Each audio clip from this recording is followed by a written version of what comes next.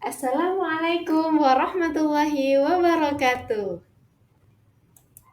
Halo para penjelajah sejarah.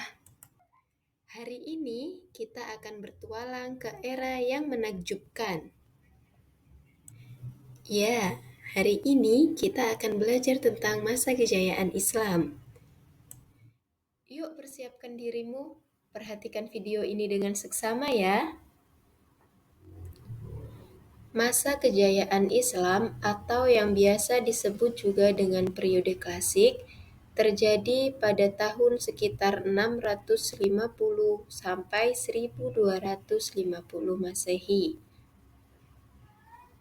Pada kurun waktu ini terdapat dua kerajaan besar, yaitu Kerajaan Umayyah atau biasa dikenal dengan Daulah Umayyah dan Kerajaan Abbasiyah atau yang biasa dikenal dengan Daulah Abbasiyah. Pada masa Bani Umayyah, perkembangan Islam ditandai dengan meluasnya wilayah kekuasaan Islam dan berdirinya bangunan-bangunan sebagai pusat dakwah Islam. Kemajuan Islam pada masa ini meliputi bidang politik, keagamaan, ekonomi, ilmu bangunan atau arsitektur, bidang sosial, dan bidang militer. Sementara perkembangan Islam pada masa Bani Abbasiyah ditandai dengan pesatnya perkembangan ilmu pengetahuan.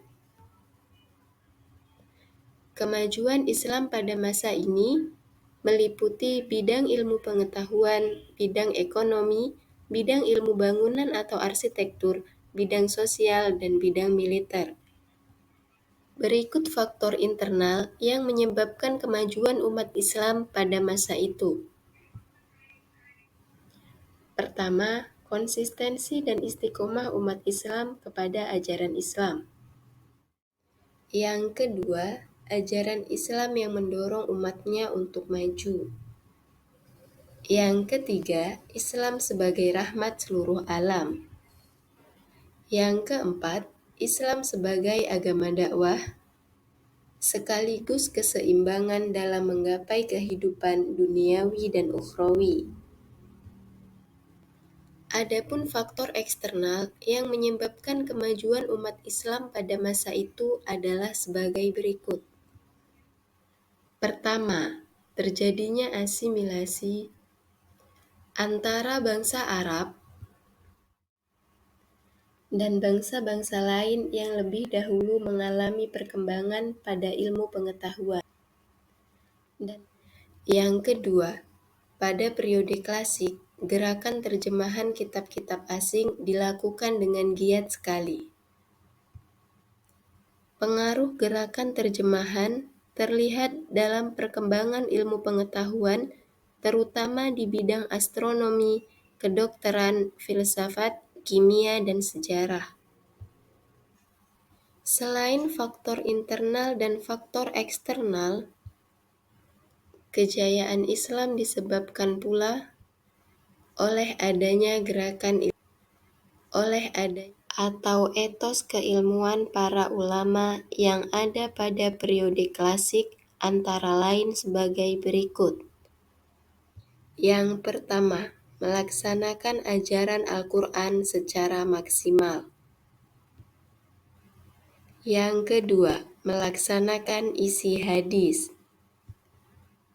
Yang ketiga, mengembangkan ilmu agama dengan berijtihad. Yang keempat, ulama yang berdiri sendiri dan menolak menjadi pegawai pemerintahan. Dari gerakan-gerakan tersebut, muncullah tokoh-tokoh Islam yang memiliki semangat untuk berijtihad dan mengembangkan berbagai ilmu pengetahuan. Beberapa di antaranya dijabarkan sebagai berikut. Yang pertama, Ibnu Rushdi. Nama aslinya adalah Abu Al-Walid Muhammad Ibnu Rushdi, lahir di Cordova pada tahun 520 Hijriah dan wafat di Marrakesh, Maroko pada tahun 595 Hijriah. Beliau menguasai berbagai bidang ilmu pengetahuan, di antaranya ilmu fikih, ilmu kalam, sastra Arab, matematika, fisika, astronomi, kedokteran, dan filsafat. Karya-karya beliau yang masyhur antara lain Kitab Bidayah Al-Mujtahid dan Kuliah Fit Tibbi. Yang kedua, Al-Ghazali. Nama aslinya adalah Abu Hamid Al-Ghazali, lahir di desa Ghazalah pada tahun 450 Hijriah dan wafat di Tus pada tahun 505 Hijriah. Di antara bukunya yang terkenal yaitu Ihya Ulumuddin, yang membahas masalah-masalah ilmu akidah, ibadah, akhlak, dan tasawuf berdasarkan Al-Quran dan hadis. Yang ketiga, Al-Kindi. Nama aslinya adalah Ya'qub bin Ishaq Al-Kindi, lahir di Kufah pada tahun 805 Masehi dan wafat di Baghdad pada tahun 873 Masehi.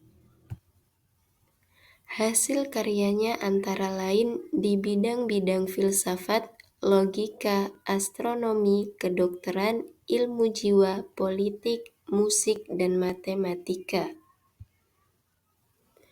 Yang keempat, Al-Farabi. Nama aslinya adalah Abu Nasr Muhammad ibnu Tarkhan ibnu Uzlak Al-Farabi, lahir di Farabi, Transosania pada tahun 872 Masehi dan wafat di Damsyik pada tahun 950 Masehi.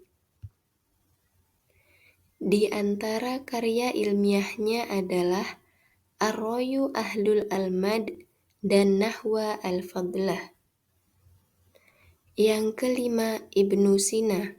Nama aslinya adalah Abu Ali Al-Husain ibnu Abdullah ibnu Sina, lahir di desa Afshana dekat Bukhara pada tahun 980 Masehi dan wafat serta dimakamkan di Hamazan pada tahun 1037 Masehi.